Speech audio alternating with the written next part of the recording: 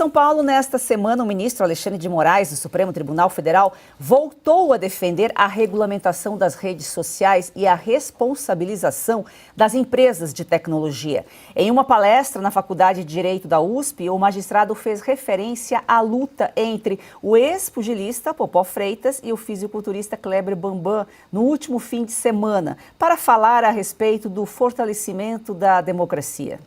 Nós não podemos nos enganar, nós não podemos baixar a guarda, não podemos dar uma de Bambam contra o Popó, que durou 36 segundos.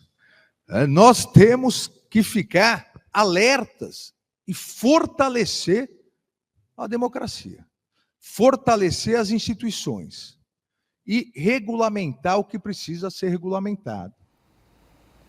Moraes criticou as opiniões contrárias à regulamentação das redes sociais.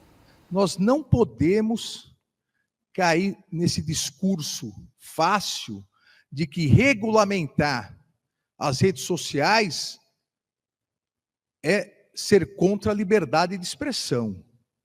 Isso é um discurso mentiroso que pretende propagar e continuar propagando o discurso de ódio, a lavagem cerebral que é feita em milhões e milhões de pessoas.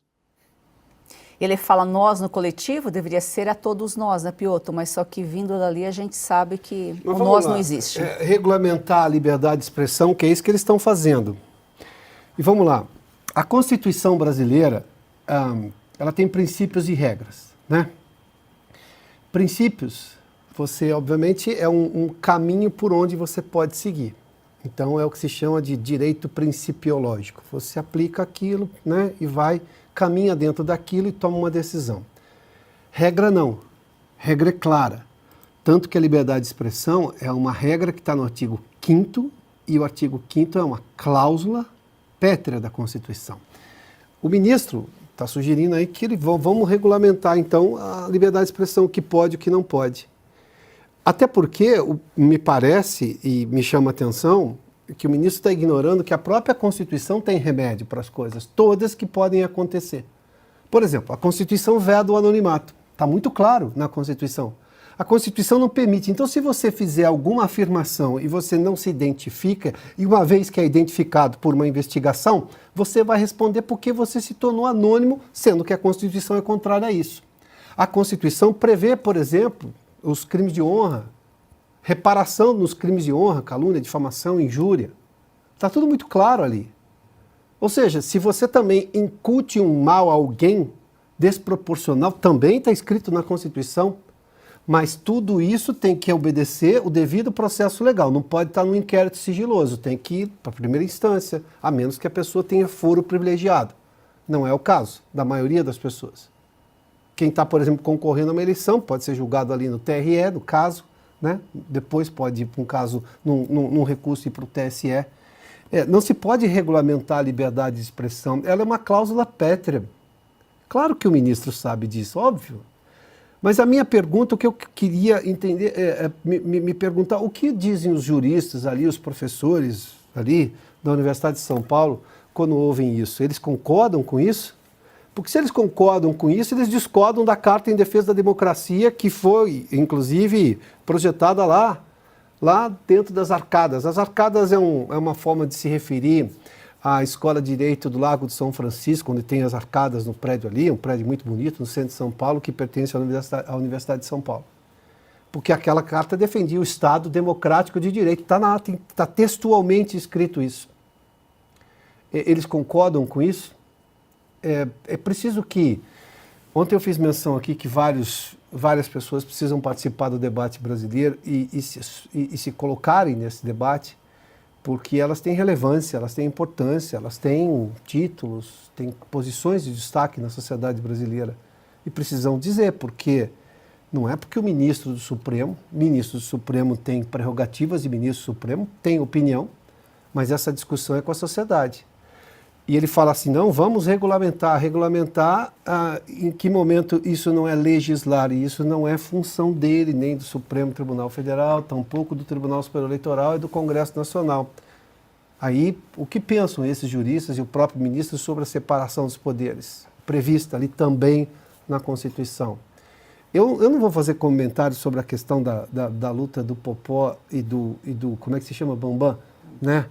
Acho, inclusive, imprópria essa comparação. Aquilo é entretenimento, não tem absolutamente nada a ver, mas eu estou imaginando que o Bambam, sem incutir nada contra o Popó, muito pelo contrário, é um lutador profissional, correto, é um esportista, faz isso, mas eu estou imaginando que a Constituição é que levou uma surra, então tem levado uma surra nos últimos tempos. Mas, enfim, a comparação é esdrúxula, não tem nada a ver. Entretenimento é entretenimento, estamos falando de coisa séria, de legislação brasileira, de Constituição, de preservação dos poderes, da separação garantida ali na Constituição do país. Ana, sua opinião?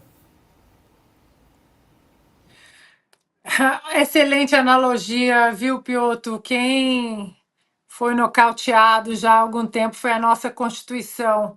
E foi bem mais rápido, né, do que 36 segundos. É um ministro que, infelizmente, não demonstra nenhum preparo para estar ali naquela cadeira, né? Porque hoje se tornou apenas um peão político, ativista. E até aí tudo bem, você quer dar sua opinião sobre política, você quer falar o que você quiser falar da sua cabeça, ótimo, não tem problema nenhum.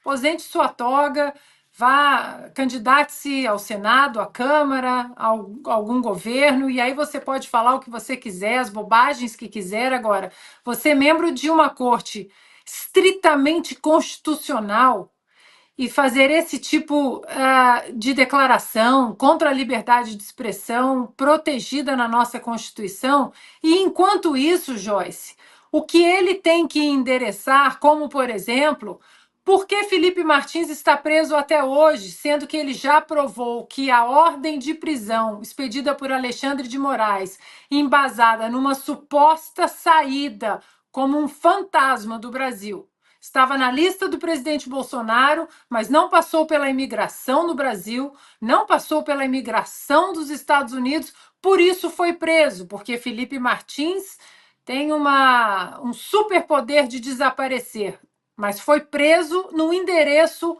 oficial da família dele. A defesa do Felipe Martins já apresentou as provas de que ele nunca saiu do Brasil, já apresentou passagens aéreas, tickets de bagagem, fotografias, tudo.